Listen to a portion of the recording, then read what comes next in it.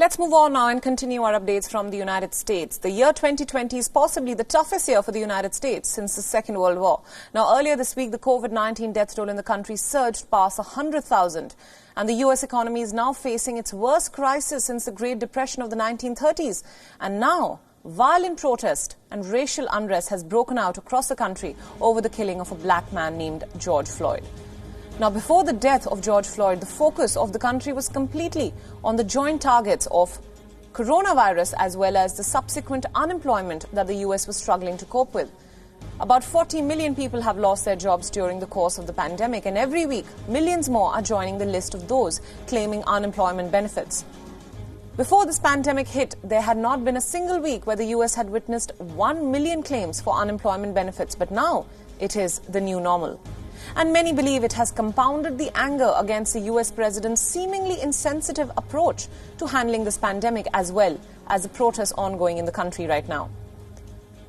When the country was struggling to cope with the economic and healthcare crisis, U.S. President Donald Trump's strategy was to deflect the criticism from his administration and attack China.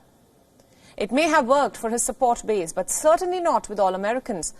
Acts of arson, violence and looting indicate an outburst of anger which had been brewing over the past few months among Americans. For Trump, this could spell trouble. Much as he likes to talk about his ratings, the reality on streets seems to be entirely different. In a polling year, the triple crisis in the United States could spell major trouble for the incumbent president. Donald Trump still insists that he has a handle on all the matters, and he has adopted an even more combative stand towards the protesters. Instead of calling for calm, he has called the protesters thugs, and he also threatened to shoot the looters. And soon there were instances of shooting that followed.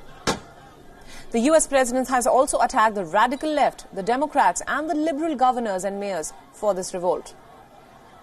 He boasts of an unlimited power of U.S. military and even suggests that his supporters to counter-mobilize. The first real threat that he faced was the coronavirus pandemic, and the president was clearly not living up to the expectations of Americans. The widespread protests may just mark the beginning of the end as far as his presidency is concerned.